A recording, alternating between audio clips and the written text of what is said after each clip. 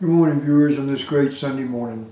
This is Dr. Mark, animal advocate, author, journalist, and speaker. I wish to open today's sermon with a story. A few mornings ago, just after sunrise, I stood quietly on my property. No phone, no news, no voices, except for the animals waking up. A dog stretched in the cool air. Chickens began to stir. Everything felt simple, honest, still. And in that stillness, a thought came to me. Communities do not fall apart all at once. Souls do not harden overnight. They fade quietly when small acts of care stop happening. Today's message draws from the books of Micah, Proverbs, and Matthew. The prophet Micah asked a simple question that still echoes today. Micah 6:8 says, "He has shown you, O man, what is good, and what does the Lord require of you but to do justly, to love mercy, and to walk humbly with your God." Not to argue endlessly, not to be loud, not to win, but to do justly, to love mercy, and to walk humbly. Those are quiet instructions, and that's exactly why they are often ignored.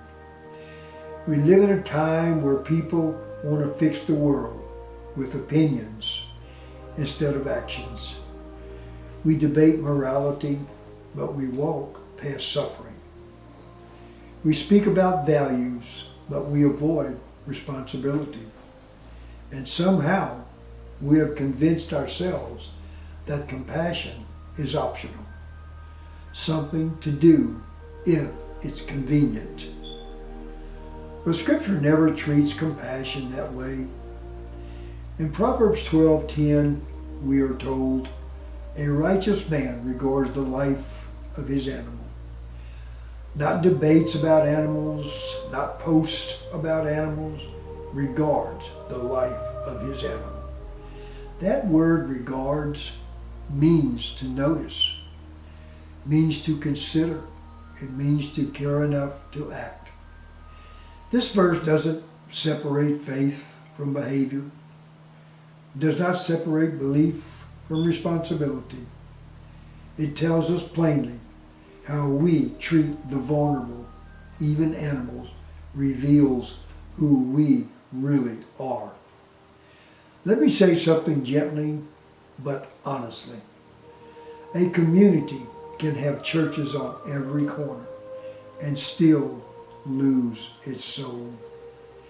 A person can quote Scripture and still ignore suffering. Faith without compassion becomes noise. Jesus never taught us to be impressive. He taught us to be faithful. In Matthew 25, Jesus speaks about judgment, not in dramatic language, but in practical terms. He says that when he was hungry, when he was thirsty, a stranger, or in need, people either acted or they did not.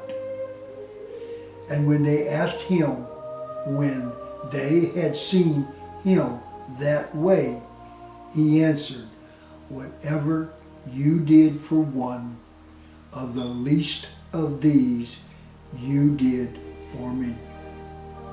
He didn't say the loudest. He didn't say the most important. He said the least of us.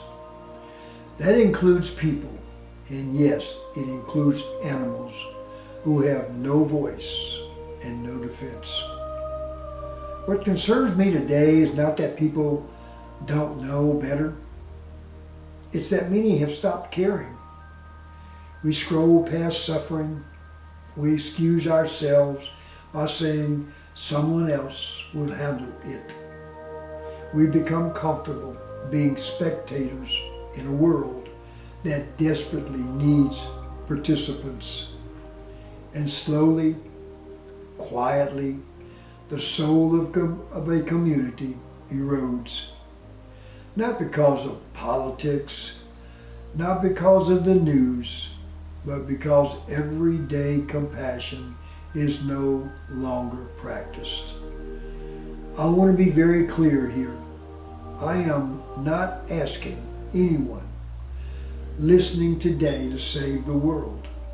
I am asking you to not walk past it. I'm asking you to help one person. I'm asking you to help one animal. Make one phone call. Offer one act of kindness that cost you something. Either time, attention, or effort. That is where faith becomes real. James tells us that faith without works is dead. Not weak, dead. A living faith moves your feet. It opens your eyes. It interrupts your schedule. And here's the part many don't not like to hear. We will not be judged by how much we know. We will be judged by what we did with what we knew. You don't need permission to be compassionate. You don't need a title. You don't need approval.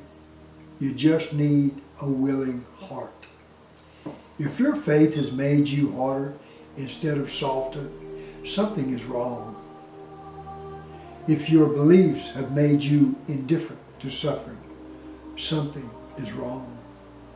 If you can ignore pain, human or animal, and feel nothing, that should trouble you deeply. Because a tender heart is not weakness.